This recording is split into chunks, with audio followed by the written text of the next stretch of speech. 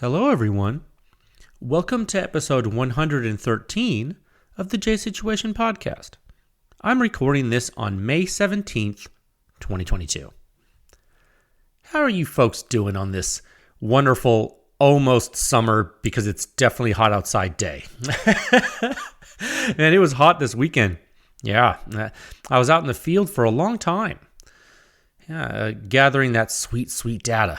Yeah, experimental work. Yeah, one of the most joyous and stressful times known to man. That's right. The dichotomy is both beautiful and terrifying. I wouldn't have it any other way. I really wouldn't. What's this guy talking about? Mad silencer science. Yeah, that's what I'm talking about. And who helps me do this show every week to tell you all about it? One entity providing assistance to that effort is Silencer Shop. The J Situation Podcast is proudly sponsored by Silencer Shop. You can use their kiosk. You can do your fingerprints and your photos electronically. And in turn, you can cut down on errors, simplify your silencer purchasing process. You get a money-back guarantee. It's great. No transfer fees, no paperwork errors, just you and your silencer with no drama. It truly is silencer ownership simplified. Thanks, Silencer Shop. And also, secondly, this podcast is supported by True Shot Gun Club out of Arizona. That's right. Their support is pretty simple. You can click the link in the show notes for this episode or on pewscience.com/podcast, and it will take you to their website. If you buy ammo after clicking that link, it helps the podcast. It helps Pew Science. That's right. And if you want to join their club, the True Shot Gun Club, you can join their A-Zone membership, which gives you free shipping on ammunition you buy over the entire year of your membership duration. That's right. If you decide to do that, you can use code word PewScience at checkout, and you get $20 off that membership.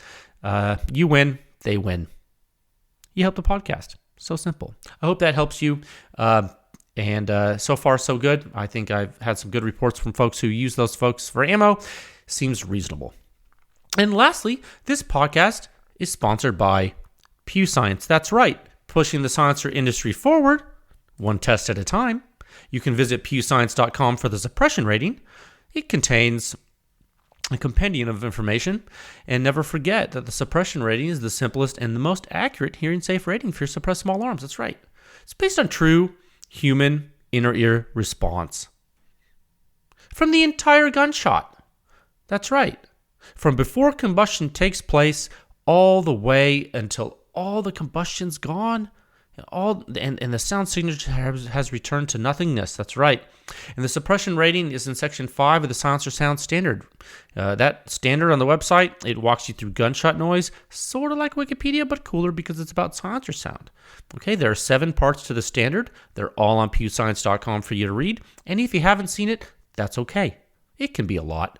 You can go ahead and skip directly to the suppression rating in Section 5. That's right, it lets you know how silencers stack up comparisons to one another with regard to sound at the muzzle and at the shooter's ear. And it's going to give you that hearing-safe dose limit for the particular platforms on which the silencers are tested, directly tied to human perception and inner ear response. If the rating's higher, it's going to be better for your ears, and it's probably going to sound better. If it's lower, it's going to be harsher to you. It'll probably sound louder. Yeah, it'll be more damaging to your ears. That's all there is to it, okay?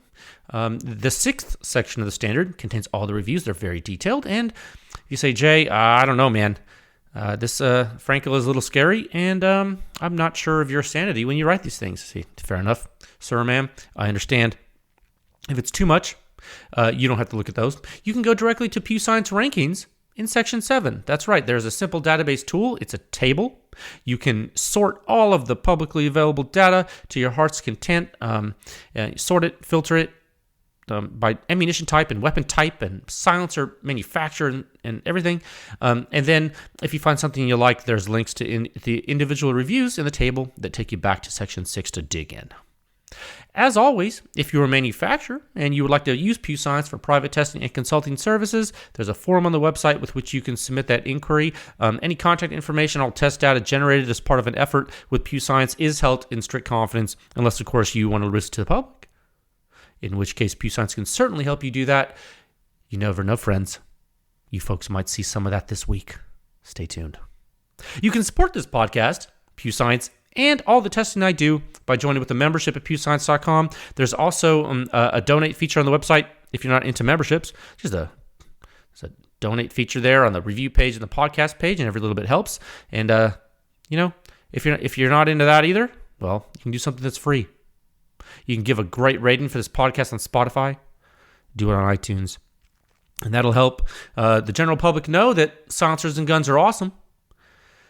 And we can normalize the use of suppressed small arms, which is, at the end of the day, really the overall goal.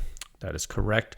I have 4 topics prepared for you today, and I'm excited. This is going to be a short podcast, but I think it's still going to be good. Topic 1, recent testing. That's right, adding to the pile and adding to the huge backlog. Oh, I'm not going crazy at all. It's fine. I'm fine. 5.56 stuff? That's correct. Oh, yeah. Knights Armament? KAC? The KAC? Yeah, that too. Topic 2, listener questions. Why not? I mean, yeah, why not? Well, I have time. You have time? I have time. Let's answer some of the riddles. Some of the riddles that you have brought to me. Some of the riddles from you, the audience. Topic 3, new sound signature review this week. Boy, howdy, is there one coming. You need to buckle up. That's right. Strap in tightly, sir or ma'am. And topic 4, the effort grows. And as it grows, PEW Science members continue to be the backbone. They do. Thank you for your support. It is certainly unwavering. It is powerful. And I do think it's thoughtful. So I appreciate that, guys. Okay. Topic 1 at a time of 6 minutes and 58 seconds. Oh, man, that was still a pretty fast intro, and I feel good about that one. Streamlined, efficient, tight. I like it. Okay, topic 1, recent testing. That's right. Adding to the pile, as it were, the huge backlog of data analysis that I have kind of pouring out of me. It's fine. It's what fuels me. It's good. Sometimes you just got to add more. I mean, why not? Sometimes when you're around a campfire, you have to throw very large railroad ties onto the fire and then douse some gasoline. Or I think the Boy Scouts taught me that. I'm not sure. Let me get a drink of water 1 second. Man, I tell you what, guys, I put a lot of rounds downrange in a recent test session. Boy, oh boy. Good data too, which is always nice. I like that. Yeah. It's nice when a plan comes together. It's a lot of work. It's a ton of work, actually. But you can't reap significant rewards without significant effort and risk. It's not possible, I think. In my experience, you need to put forth significant effort and risk to maximize reward. That's essentially, I mean, it's not always true, but it's pretty true a lot of times. So, what can go wrong, though? What could go wrong? What are the risks, really? It's funny. I was thinking about this. There are probably hundreds of things that can go wrong. When you're doing things like this, and you can also be assured that something will go wrong. No matter what. There's always going to be an issue when conducting experimental work. It's the nature of it. The more complex a process, the higher probability of at least some snags. I mean, that's a very general statement, but I think that holds true as well. And I was thinking of an example to give you because I wanted to talk about this. I'll give you an example. Sort of a frustrating example that didn't have to happen, but it did happen. I'll tell you about it. KAC mounts. Let's talk about KAC mounts, shall we? Knights Armament. The QDC and the QDC CQB silencers. These silencers, these fancy, maybe not fancy, these rare silencers. They use these mounts, right? It's a cool mount system. Actually, it is probably one of the coolest mounting systems I have ever seen for a rifle silencer. I've got to say, I'm a fan. Let me before I kind of talk about this, let me preface this so people don't literally crucify me. I'm prefacing this discussion by saying I am a fan of this mounting system, okay? That's my disclaimer before I start talking. We good? Okay. So I bought this brand new flash hider, right? Knights Armament, KAC. I bought this brand new flash hider for testing. It's a 3-prong. And it's a QDC flash hider here. I have it in front of me. I'm holding it right now. Super cool system. And, we can actually speak more about this system when it's time for me to do so with you. It's not really, all of it is not really pertinent to my story here. But I can tell you right now that there are definitely more types of mounts than just the one I'm holding here, this flash hider. There are definitely more than one type for these KAC QDC silencers. That's right. There are also brakes. Yeah. One brake is called the MAMS. It's MAM. Could you imagine? What a meme. Someone should make that. You have like a KAC MAMS brake, and like the brake could be a person, and it could be like, it's MAMS. It's a joke, right? It's funny. MAMS starts. It stands for a multi-axis muzzle stability. Yeah, MAMS. Yeah. It's a muzzle brake. It's a compensator for the rifle. A member of the public sent me a MAMS. Nice guy. The guy has a bunch of QDC silencers. But guess what? Guess what happened to Jay? In the field, the MAMS didn't fit in the silencers. That's right. Mount didn't fit. Yeah. Is it carbon buildup in the silencers causing that? I don't know, because sure didn't look like it. Did I check that the MAMS mount fit in the silencers before being in the field? No, I didn't. I sure didn't. The brand new flash hider that I bought fit in them when I tried perfectly. So why would I check the other mount? You feel me? This is KAC, right? It's supposed to be really good, right? Like that. I mean, that's what I thought. I thought wrong regarding this. I definitely thought wrong.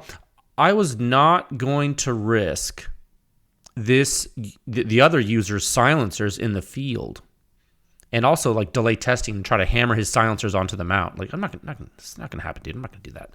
They're not my silencers. I'm not gonna do that. That's not in the cards. So I was thinking about this. I was like, well, what could I have done to prevent that error? It was an error, right? I mean,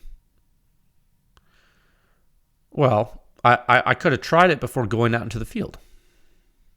That's one way I could have addressed that error. But that would have involved me finding out it didn't fit, right? And then having to source another MAMS.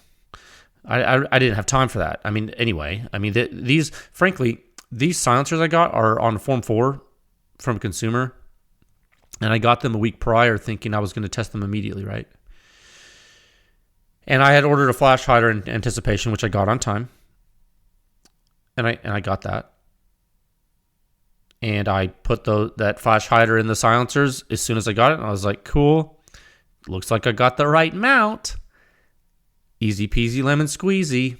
This is going to be sweet. And I never, ever had a mount not fit a silencer. Except in rare R&D cases. Like maybe I'm using mounts from a manufacturer that are from like weird batches and experimental mounts or something. Maybe the tolerances and the coatings aren't figured out yet. Like, that's happened to me several times. Not for you to know because it doesn't concern you, because it's not going to matter for you, because this is just like during manufacturing and prototyping, things like that. I've had that happen. But the MAMS, when it came later from a gentleman who volunteered to give it to me on social media, shout out, sir, you're a gentleman, a scholar. This guy really went above and beyond. He's like, dude, I'll send you a MAMS. I'm like, well, thank you, sir. I have a flash hider. Maybe I'll test the MAMS too. We'll get 2 muzzle device types in the KAC silencers. Gosh, what a great data set to have for everyone. So I obliged. He sent it, and I thanked him. This MAMS break, it's uncoded. Okay? The brand new flash hider I bought is coded, and it fit the silencers. But the MAMS doesn't fit, and it's uncoded. Okay? That's interesting. So I have calipers, and I measured the bounce. There are dimensional differences here and there. There are. On the mounting surface itself, it is not a warm fuzzy. To use the term, I don't get a warm fuzzy from this MAMS. No. So I say all this to say this is one example of what can go wrong in testing. Yeah, equipment failure. This is what we call equipment failure. It might not sound like equipment failure to you because nothing broke, but I'd say something breaking and something not being able to be used is the same thing. When time and money is on the line, yeah? I think so. Wouldn't you say the same thing if life was on the line? Sure. Yeah, you're going to train with your gear before going on the field if your life's going to depend on it. Okay, I'm not trying to equate that with this, but I'm just telling you, when things don't work, it's the same as when they don't work. You feel me? So yeah, this time, it was an equipment failure and it was Knight's Armament. And I've never had a YHM equipment failure during a test program. Just for your information, I've tested a lot of things. I've never had a YHM equipment failure. Ever. In anything I've done. Sure, you haven't seen much YHM testing so far, but you will. But yeah. So I'm not dogging. I'm not sitting here trying to dog Knight's Armament. I prefaced the conversation with, I love this mount, dude. I think it's awesome. I think it's smart. It's a great mounting system. The way it works, the way it indexes. Titans. I just don't think this is a uniform. I'm holding it in my hand right now. Let me try something really quick. That is really weird. Is the index pin in the wrong place? No, that might just be a visual artifact. It's strange. No, I've been comparing these mounts in my spare time now. The flash, the KAC QDC 3-prong. And the MAMS, just to kind of see like what the differences are. And I never in a million years would I thought they would be different. Isn't that wild? Yeah, so I say all this to say, well, I wanted to tell you about something that went wrong, something I could tell you about, right? I can't tell you everything. And I also wanted to tell you, you're not going to get any MAMS data. Okay?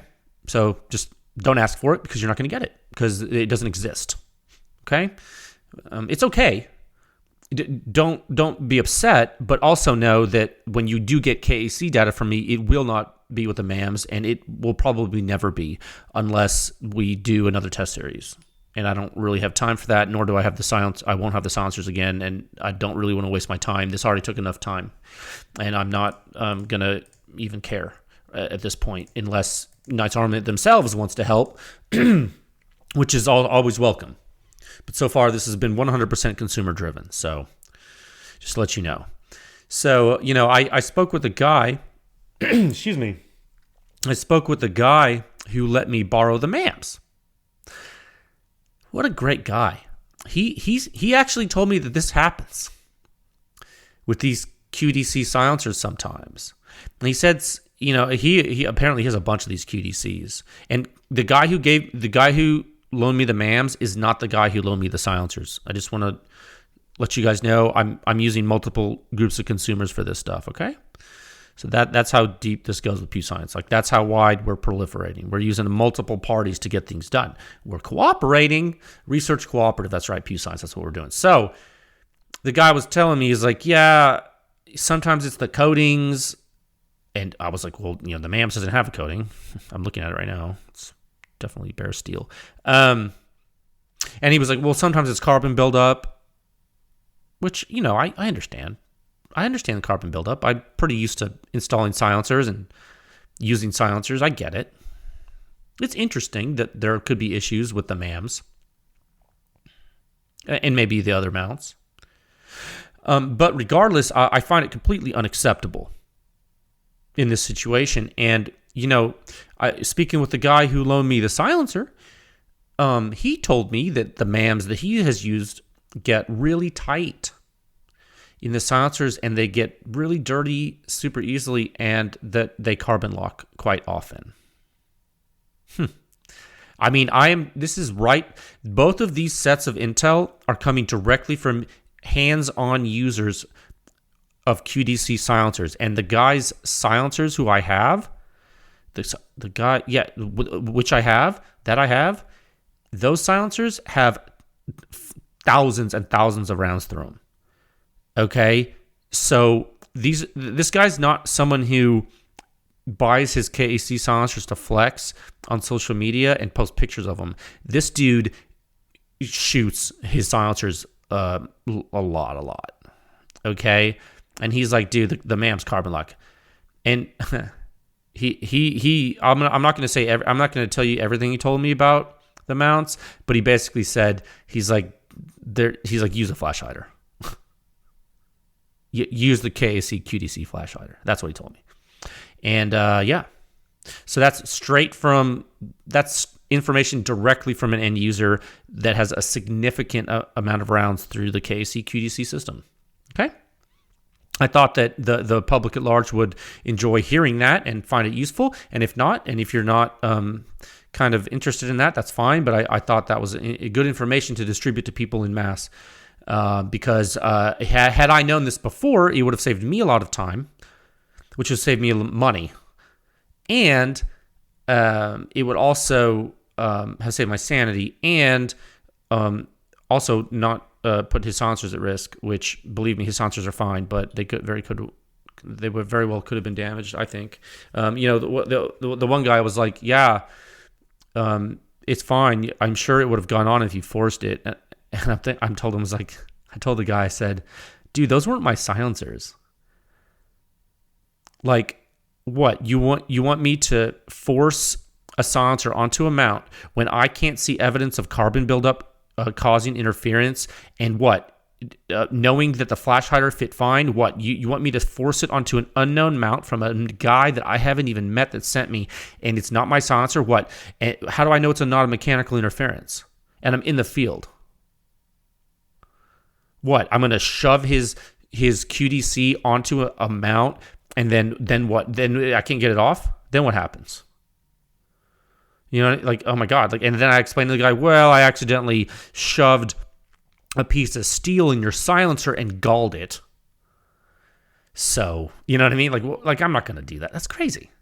These things are like, if I would have never forgiven myself if I broke this guy's silencers. You can't get these silencers anywhere right now. So I was like, just the very fact that he let me borrow them to test, I was like, bro, I'm not going to force. And the guy that had given me the mount that was telling me I probably could have forced it on. Well, I mean, I respect his opinion. He uses these silencers too. And apparently he has a lot of trouble getting the mounts on sometimes because of various iterations of coatings and tolerances apparently. But see, that's not warm fuzzy, dude. Like, so right now, I'm not being a KAC user silencer-wise and having not progressed fully through the data yet. I can tell you I haven't progressed fully through the data yet. I am going to close this subject by saying, so far, first impressions, the KAC QDC mounts are cool. They are awesome. And the MAMs does not inspire confidence. Okay? Is that fair? I think that's fair. Okay? So yeah, KAC and a bunch of things were tested, guys. Stay tuned, friends. It's going to get hot and heavy, I think. Yeah. Like, if you're thinking of a silencer you wanted to see on 556, chances are it's coming. Okay? I can tell you. Let me repeat that. If you're thinking of a silencer you wanted to see on 556, chances are it's coming. Okay? So buckle up. All right? Believe me, buckle up. And 556 isn't the only thing. There are others, as they say. Good times, yeah. No, man. Tested the QDC. I think Lucas's NT4 will be making a cameo appearance on PEW Science eventually too. So you're going to get, man, I think it's going to be awesome seeing information for silencers that you never see. I think that's cool. I don't know. I mean, you would think that there would be no demand considering you can't buy them, but you would be wrong. Okay.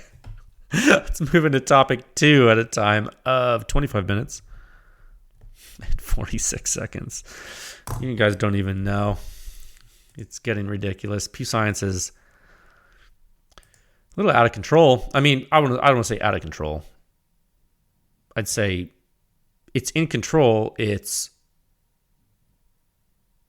not quite sentient yet. Topic 2, listener questions. That's right. I figured, why not? I wanted to do a quick podcast for you today, and I do love doing these listener questions, these riddles that you pose to me. It's fun. I want to hit them more often. Sometimes I have other stuff to talk about, so I don't get to them. So we're going to do it today. Okay. We're going to go to our spreadsheet here. Oh, man, let me get some water 1 second. Okay, man, I kind of had not a stressful work day, but it was a work day, and so I'm a little bit tired. It's okay. We're doing it. Okay, last time, by the way, we are in solicitation 4 of listener questions. And for those of you just tuning in, periodically I will solicit listener questions on the J Situation Instagram account. That is my Instagram that I monitor. Also monitor the PEW Science LLC Instagram account, but the question solicitations are usually on the J Situation. So the same name as the podcast. You can't miss it. Excuse me. So a while back, we did the 4th solicitation here. And in total, we got to question number 217 and question 20 in the 4th solicitation. And that question was, any plans to start testing 9mm cans? 9mm silencers. And I went on to answer that question and say yes. I wanted to speak about the fact that there's HK, SP5, and SP5K PDWs. Those are the semi-automatic analogs to the fully automatic MP5 and MP5K from HK. And those are PEW Science test hosts in inventory. We're probably going to go move into that, and I talked about that, et cetera, et cetera. So if you would like to go back to those listener questions, you can go to pewscience.com/podcast. Click on the listener questions metadata tag there. Probably in this episode, since this episode that we're doing right now will be tagged with that. And then the previous episode that had listener questions will also be tagged, and you will be able to find it and then listen to the answer. Okay. So currently, global question number 218, local question 21. Sumo or conventional? It's a deadlift question. It's a powerlifting question. I don't know how many of you powerlift. Well, thank you for the question, sir or ma'am. I'm gonna sumo or conventional. You're asking me. I'm gonna answer this for the audience here, but I'm gonna give a little bit of background so that we don't lose 2/3 of the audience. So deadlifts are it's a common lift. I guess you could call it an exercise, but it's also an event in a sport. That the primary sport being powerlifting. So powerlifting contains 3 events. It contains the squat, the bench press, and the deadlift. Okay, that's the three events in powerlifting. Powerlifting is a sport. It's not an Olympic sport. The highest competitive level of powerlifting in the world is called the World Games. World Games are actually gearing up this summer. They will be in Alabama. the World Games. And when I talk about World Games, I talk about drug-tested powerlifting. There are obviously other powerlifting federations that, et cetera, but I'm talking about like the recognized top-tier organization. So in powerlifting, and other sports have deadlift too, like strongman and stuff like that, and other weightlifting sports like the sport of weightlifting, which is an Olympic sport, has the snatch and the clean and jerk, both of which are not deadlifts, but do start on the floor like the deadlift. So this later gentleman is asking me, sumo or conventional deadlift? Bro, conventional. No question. Come on, man. Completely different lift, though. Way different. Different mechanism, right? It's called conventional for a reason. Now, look, I'm not saying sumo deadlift is bad. And I'm not saying it's not a real lift. I have very close friends that hold world records in the deadlift. And they pull sumo. Okay? I've platform coached world record competitors and seen them be created on stage with the sumo. My friends are very strong. No, a lot of my friends pull conventional too. I mean, I do. I pull conventional.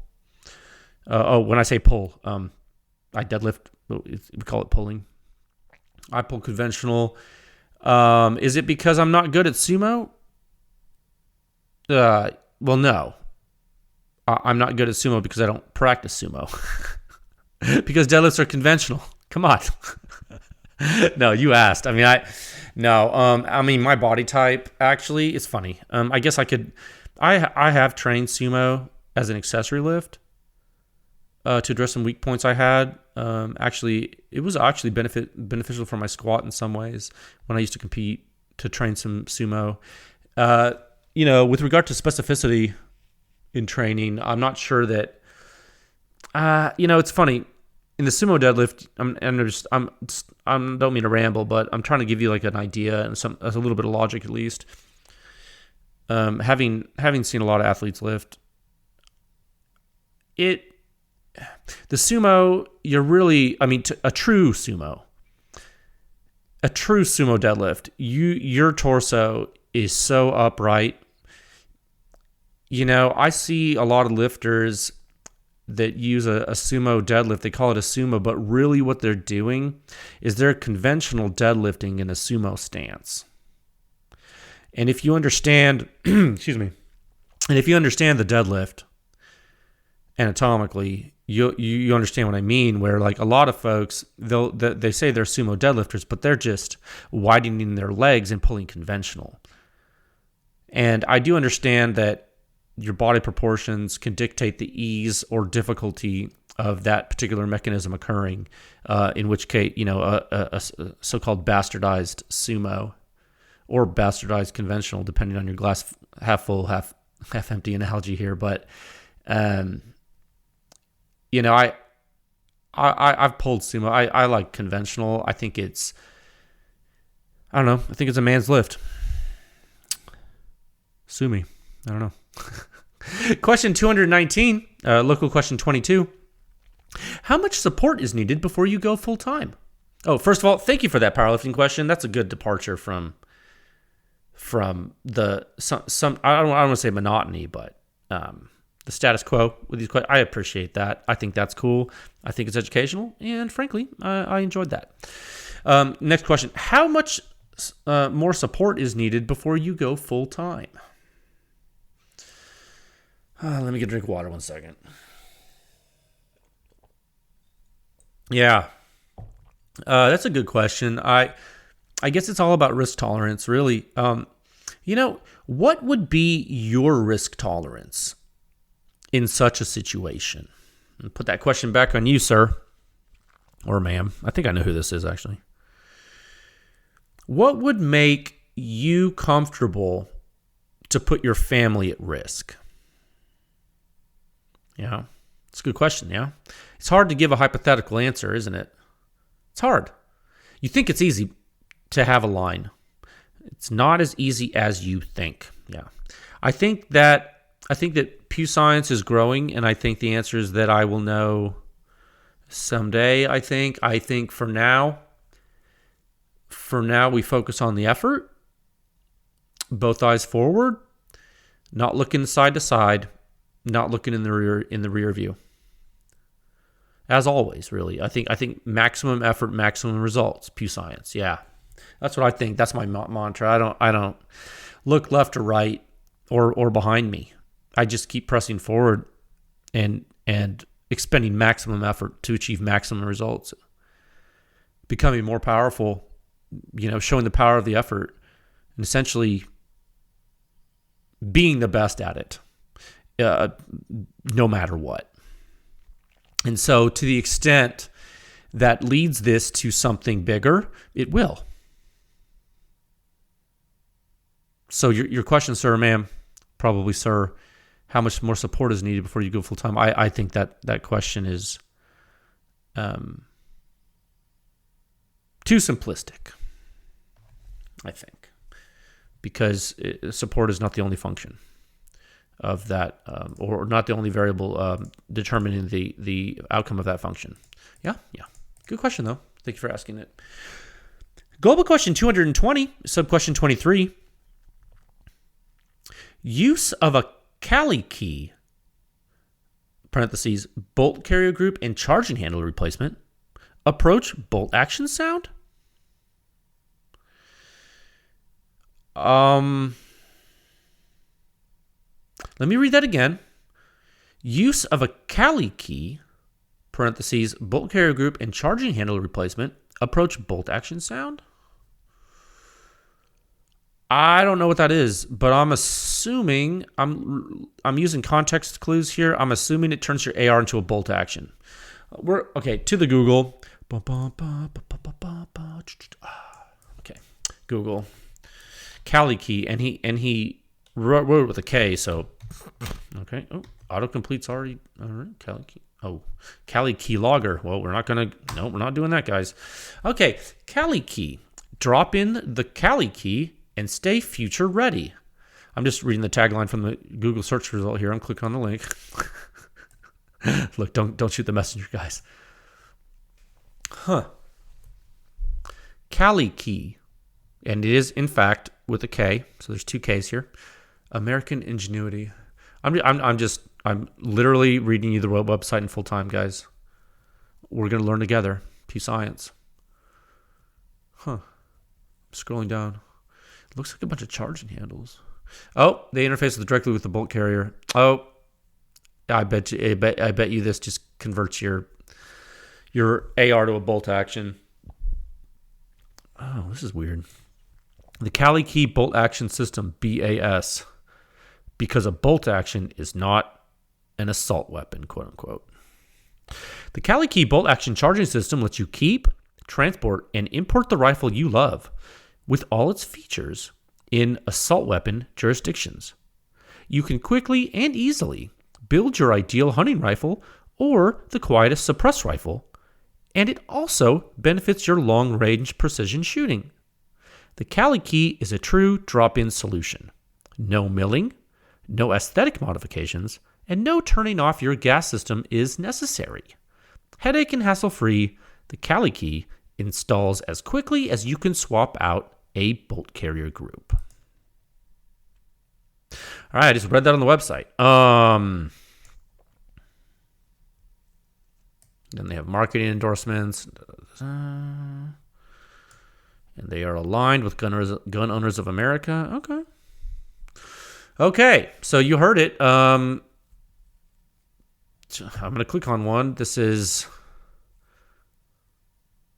interesting to say the least. Why have I never seen this? Probably because I don't live in California. This is not on my radar at all. What in the actual... Bro, this is crazy. If you buy it, it looks like you can get... It has the charging handle and then a gas key and two mounting screws. It says this option does not come with a bolt carrier group. You'll need to install the KAC key bolt action system onto your bolt carrier group or buy our high-quality, extremely cost-effective bolt action system. Yeah, dude. Okay, I get the gist. Got it. This is not that complicated. I'm just going to close this. Okay, I got it. Okay. What a disaster. like in general, that you even need to discuss this product being available at all. What a disaster, dude. It's a device to turn your AR into a bolt gun. So it's not subject to restrictions in California. That's what that is. It's ridiculous. That's ridiculous. It looks like it's a charging handle that is directly connected to a bolt carrier and bolt. So it's a manual action for your AR. Okay? So this person's asking, approach bolt action sound. You're asking, if the use of such a system will approach bolt action sound. Well, since the weapon is not cycling and the bolt's not unlocking until you physically open the bolt yourself, yeah. I would say probably so. It will probably approach bolt action sound because it's literally a bolt action. It is a bolt action. Now, with regard to exact sound signature comparisons, you're gonna have to, you're gonna have a different grip, you're gonna have a different cheek weld, length of pull, and all that stuff. But yeah, man, your signature is probably gonna be a lot closer to a bolt gun signature because there's no ejection port pulse. There's only one pressure source. It's gonna be out of the end cap of the silencer, yeah, which is nice. You're literally turning your AR into a bolt gun. And I know they can. One of the selling points is that it can make your suppressed weapon quieter, which it absolutely does. But let's be honest, this is coming from infringement of inherent human right to self-defense, so I find it abhorrent. Frankly, I feel dirty talking about it, but I do have empathy for the folks in California, and I'm glad that there exist solutions to allow them to modify their rifle such that they don't have to make other modifications to it, I guess. I don't really know what to say about that publicly. Sorry. I better stop talking about it or I'm going to get in trouble. Thank you for the question, sir or ma'am. I hope that helps. Short answer, yeah, it's going to make your stuff quieter. It probably will approach a bolt action because it is one. Question 221, subquestion 24. Thoughts on 9mm pistol caliber carbine versus 300 blackout for home defense in an urban setting? Home defense. I don't know, man. Folks use 9mm handguns all the time. Seems reasonable. So, a shoulder-fired 9mm seems even more reasonable in some ways than that, right? Because, you can most likely be more accurate with a shoulder-fired 9mm than a handgun, I would think, within the ranges of home defense. Home defense, you're close in. You're close range, right? Unless your home's up different. I think. Shot placement's important, all that good stuff. The less variables you have to worry about during a high adrenaline, super serious situation, probably the better. The less variables. What did we talk about in the first topic of the podcast? What can go wrong and how complex is the system? And the probability of something going wrong in a complex system is relatively high. So what do? You want to simplify the system. How do you do that? Well, you train. Why? Well, you're reducing variables when you train because you commit more things to muscle memory. The less that you have to think about, the less things there are to think about, the less complexity to the thinking, the less things that can be thought wrong and acted wrong, the less errors you make, right? It's just risk. It's all probabilistic.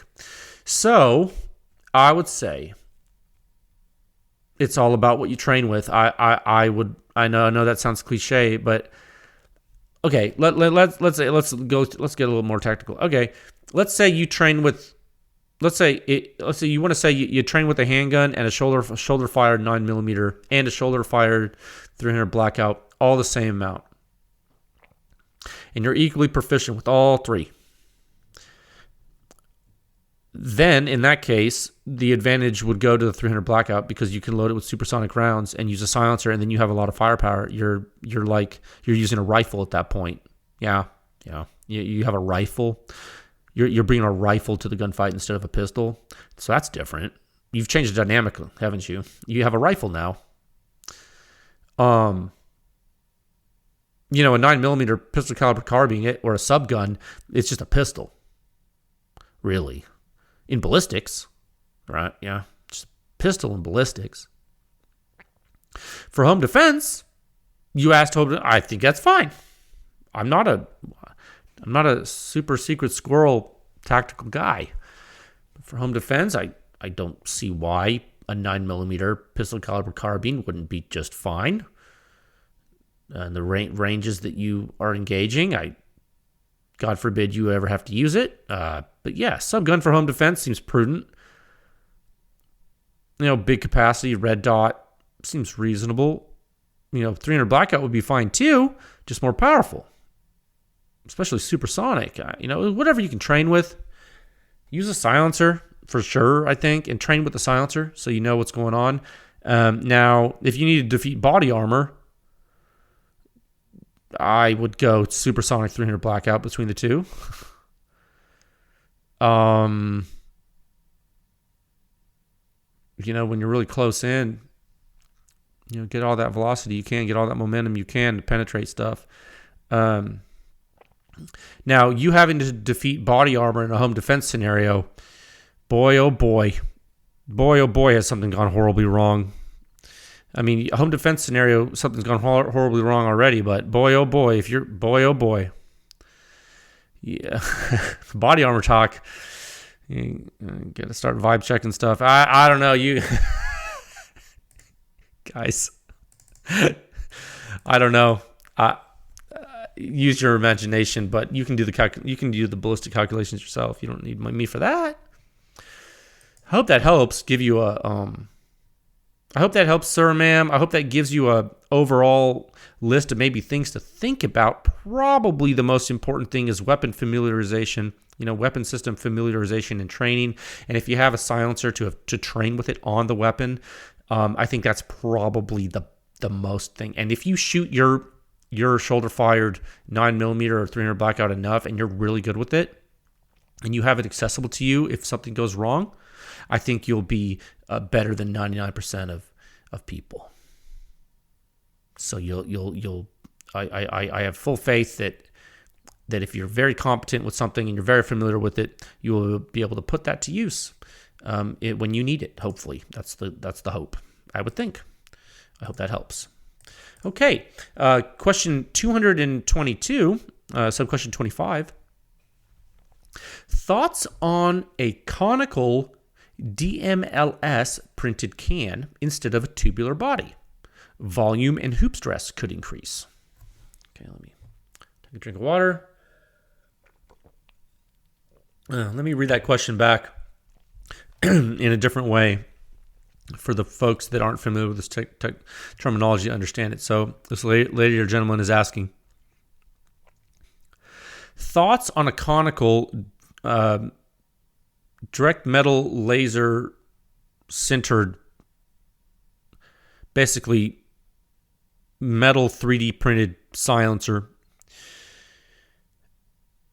in a conical shape, meaning a cone instead of a tube, instead of a cylinder. What are my thoughts on that? And given that the interior volume could increase, and he says hoop stress could increase, where I guess that's the hoop stress could be variable, actually structurally, as you go down the cross sections. You guys know hoop stress is not the only stress state in a dynamic stress state in a silencer, right? There's like three major ones, like in the walls, you got your radial stress, transverse stress. You got your hoop stress too, but circumferential stress. You guys gotta just don't get too hung up on one thing. Yeah, so I'll try to answer this. Conical in what direction? I'm thinking conical, like big to small or small to big. Good question. I would think small to big. Maybe make it flare out a little bit. Maybe start small diameter, then get larger diameter. Maybe to expand into a larger volume with what you're doing inside it. I guess possibly. Maybe not exaggerated like traffic cone geometry. Maybe less of a drastic change. Yeah. Maybe you have a smaller diameter where the pressure is the highest for strength, and then as you move axially toward the distal end, you increase diameter in order to gain more real estate and do some interesting things with gas dynamics. How do you know someone hasn't done that and it looks like a cylinder from the outside? Feel me? You might want to look into that. But yeah, it could be cool. But I think this would be cool only if you use the volume intelligently. And look, I'm shooting from the hip right now. I obviously have not designed a conical silencer. It would be interesting. I guess to get the benefits, you would have to be. And this is a postulation. I would think to get the benefits, you're going to have to be shooting something pretty powerful. I like in my mind, what I'm thinking of right now, I would want to really take advantage of some high velocities. I would think some gas jetting. I would think maybe you make like a weird SBR, like a rifle silencer with it. Food for thought. Maybe a good SBR silencer. Make a short and stubby cone with weird paths in it or something. I think that'd be dope. I can dig that. Yeah, man. That's cool. I bet you there's something people have done. Remember the Simpsons episode when he's at the gun counter and buying stuff, and he's like, silencer? Loudener? It's like the Loudener looks like a megaphone. You gotta be careful you don't do that. You have to really understand what you're doing. But that's a cool thought experiment, sir, ma'am. Thanks for asking that. I guarantee you some people have probably used that same principle inside a tube in order to, with baffles or without, to take advantage of pressure changes and velocity changes in order to shape the gas flow. But that's a good question. Okay, a good question. Question 223, sub-question 26. The new SIG cans are intriguing. I probably missed it, but are you dropping any word on them soon? Oh man, are you guys? I feel like sometimes, what's weird? What's weird about time travel? The weird thing about time travel is that if we had it, which we might, would you even know? That's the part that kind of blows my mind. How Carl Sagan used to talk about how if you're in Antland and you're an ant and you only have two dimensions to walk around in, up and down, not up and down, but two ordinates, two directions, and then all of a sudden someone outside of Antland in the three dimensions, because this ant can't look up or down, the ant can only look left, right. And the person in the third dimension, if they just went down and they put their finger right through Antland, the ant would see that as a circle in the ground, right? They don't see the finger, they just see the circle of the hole the finger made in the ground, because in Antland, the ant can only see two dimensions. It can't see the third. So what does it do? Well, it sees the third dimension as a circle, which is a two-dimensional object projected from the third dimension. So then I start thinking about, I'm sitting here in three dimensions, talking to you in this microphone, and I think to myself, what's watching me in the fourth dimension? And what's the projection of that fourth dimensional object in three-dimensional space?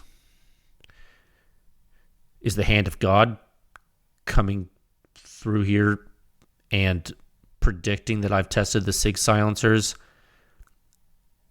close to the time you've asked this question, even though you asked this question a while back when I fielded the question solicitation, but now I'm reading it? Is that time travel facilitated by a three-dimensional shadow of a four-dimensional entity? Sir or ma'am, are you Skynet? And you have to tell me, or it's entrapment. To answer your question, sir, ma'am, They're like, oh, he's going crazy. These SIG silencers, they're not as interesting as I thought at first glance, at least. I've seen some cutaways, funny enough, and it looks exactly like the old SIG silencers, but with some annular venting, and I'm downplaying it a little bit. That's a wrong word. I'm not downplaying it. I'm just oversimplifying it a little bit, I think. But yeah, all I see is slant baffles and annular vent. I mean, at a basic level, and I know there's a lot more to it than that, so don't get mad. So my first thought, I had a lot of first thoughts. One of my first thoughts was that under very high pressure, they might do something interesting. And I was just talking to a gentleman. Shout out, sir, if you're listening. I don't want to reveal your name just because I don't want to drag you into anything. If I say something wrong, I don't want you to be associated with that. He was saying that they did pretty well on a semi-auto. I think he was talking about the new SIG gun, that military gun, that whatever. I have been told they are not the worst for that, so that's cool. So that's some info for you that is kind of up to date. We'll see. I have tested some of them. I've actually tested them multiple times to understand what's going on with them. I do that sometimes just to make doubly sure about certain things, that when I encounter things that are kind of curious, sometimes I just go out of my way to do a little more due diligence. And this is one of the silencer groups I did that with, and you will see them. Okay? Not all of them, but a couple of them, and it'll frame some performance peg points, and then we'll be able to talk about them, and then people can argue, and then it'll be great because you'll have information, and knowledge is power. Okay? I hope that helps, sir or ma'am. Question 224, sub-question 27. Any plans or ETA on testing the newer full-size KAC cans for 5.56? See what I mean? There are forces at work here that we don't understand. You may live to see man-made horrors beyond your comprehension. No, it's funny you asked that when I literally just talked about it in the podcast today, and I did not plan this. I swear I answer these questions in the order received, literally transcribe them to a spreadsheet and then answer them. Like I don't know what else to tell you. Yes, friend. To answer your question, any plans or ETA on testing the newer full-size KAC cans for 5.56? Yes, friend. Absolutely. Stay tuned. Hot off the press is actually probably. Yeah, I'm not even through the analysis yet. I can tell you to stay tuned. Be patient. They're coming. They've been tested. They're coming. NT4, QDC, and QDC CQB. Okay, all coming from PEW Science. So, coming for you. Stay tuned. Tell your friends. Yeah, tell your friends, though. Seriously. Like, if you're into that, you can tell them. I'm saying it publicly. Why not? I mean, why? Because it's a consumer thing, and we don't owe nobody nothing, as they say. No, but really, it's all consumer driven. This is true research cooperative, like internal PEW Science dollars. I'm spending PEW Science money to do this, guys. PEW Science money to do this.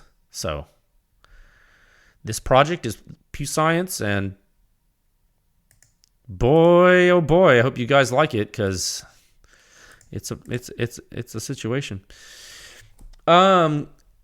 Global question number 225, local question 28. Any plans for testing the Surefire Mini 2 and SB2? Yeah. Yeah, I think we're going to test those. Sure. Yeah, I think so. I'm just not sure when right now, sir. I can't give you. First of all, I don't give ETAs. Second of all, all I can tell you is, I'll probably test them. Now, look, I do want to test them. I do want to test those, but I really want to hit some other things first that I think are more important for the market as a whole. And I know it might sound selfish, but it's not. Trust me. So we're going to get to these when we get to them. Now look, the SB2, And at the risk of oversimplifying, the SB2 is an RC2 with a larger bore. And I can tell you right now, from what I see from the RC2, I'm not sure I would really be keen on increasing the bore size too much. I mean, for my personal use, at least that's what I'm saying. But maybe that could. I'd have to. I do need to test that one. They made the SB2 to reduce the risk of baffle strikes from the barrel being too short and destabilize the projectile or something. If maybe the projectiles are too long, they're wobbling. Their center of pressure and center of gravity is too far apart. So you get a moment arm and the projectile wobbles. That's why that happens, yeah? That's all it is. Projectile's too long. So what do you got to do? We're going to spin it faster. More rotational stability, keep the center of pressure and center of gravity in line so it doesn't wobble. That's basically what gyroscopic forces can do. And I don't know, check out Brian Litz. He's a ballicistician, aerospace engineer, probably. He's a good guy. But anyway, that's how stability bolts work. Surefire was worried that unstable projectiles would hit the bore of the silencer, which is certainly a concern. That's valid. Basically, the SB2 is an overboard RC2. There might be some other differences, but I'm not sure. With regard to the Mini 2, the Surefire Mini 2, I should probably test that. But let me say this loud for the people in the back. Short silencers can be very loud. And that is not a universal statement, but it is a statement. Short silencers can be very loud. Please never forget that statement. Can be. They can be very loud, okay? I don't care who makes them. I'm not saying they're all loud. I'm not saying all short silencers are loud. But I am saying I don't care who makes them. And that statement is good to understand. Okay. That's all for listener questions for today. I'm going to highlight this row. We did good. I think we did pretty good. We're an hour in. This is perfect. Awesome. Okay, I'm going to highlight that row. Left off on question 28. I'm going to save the file. Boom. I'm closing it. Awesome. Man, what a great decision to organize those in a spreadsheet, I think. Okay. I hope you guys enjoyed that. I did. Topic 3 at a time of 1 hour, 2 minutes, and 42 seconds. Okay. Topic 3, new sound signature review this week. Oh, man, and it's going to be so fresh. And you're going to need to buckle up. And I don't usually do things like this so quickly, but I needed to for a couple of reasons. And I made the call on Sunday to do it. And the parties involved agreed. And it's coming. That's right. Long awaited? Somewhat. I guess I don't know about long awaited. It's awaited. Hyped? Probably. Everyone loves data time. Now, let me say this carefully. Everyone loves data time, and I do listen to you folks. I really do. I sometimes I think you don't think that's true, but I do listen. And every time I release something, some folks jump up and down because it's exactly what they have been waiting for. They're like, "Oh my God, thank you, sir." People have said very nice things to me when releasing reviews. I've said, "You're welcome. You're welcome, sir or ma'am." And at the same time, many people have thrown tomatoes at me because they were hoping for a different silencer in a data release. I understand. So the good news is that both sides of the aisle are going to get their palate satisfied in the coming weeks. Okay, starting this week, I think we'll go on a story arc that I think will be pleasing. And I think will no doubt garner some attention, which is always interesting. So I think the data that is coming is interesting. I think folks are going to want to see this, and I think that the industry is going to want to pay attention. I think we are making some waves here with PEW Science and how I'm doing this, and I think that this is one of those times that is going to highlight that. And I think more eyes are on PEW Science now, so I think you should remain seated with your seatbelts fashioned for the duration of the flight. Okay, your flight crew will be around soon with beverages and possibly tranquilizers. Okay, topic 4. At a time of 1 hour, 5 minutes, and 26 seconds. I got tickled.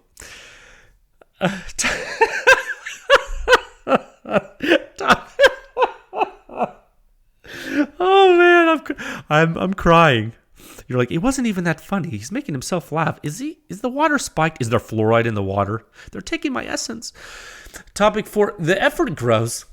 It does. And as it grows, really, PEW Science members continue to be the backbone. So I do appreciate that. I do thank you for your support every time. And because it is unwavering and the thoughtful support really brings power to the effort. So I really wanted to iterate what I said when I brought this topic to light earlier in the podcast. Now, I do mean it. There was an incredible amount of work recently, and it is actually remaining constant. How do I say that? We're hitting a rhythm with PEW Science. It's cadence. The public interest is strong, and you guys are spreading the word, and the industry is using PEW Science more and more for consulting and testing. And PEW Science has actually been doing more than just testing recently. Some industry entities, PEW Science is a consulting firm, and those services are offered to industry companies. Some have taken advantage, and it is possible that dividends will be realized in the future. Okay, and because there's multiple companies involved with certain things, I'm just going to be vague, but that's happening. Step by step, the silencer industry is getting pushed forward. Okay? I've said it before and I'll say it again. Even if it sounds cliche, which it might start to, the effort is pushing the industry forward one test at a time. Look, folks are loaning silencers. They're loaning mounts. They're joining the membership. They're telling their friends. Dealers are using the data to help consumers make informed decisions. Manufacturers are learning and improving technologies. This is the golden age. It's by the people. It's for the people. Okay, stay tuned. Stay tuned for more data this week. Guys, it's going to be off the chain. Stay tuned for more data this week. Stay safe. I mean it. I'll talk with you folks again very soon. Okay, bye.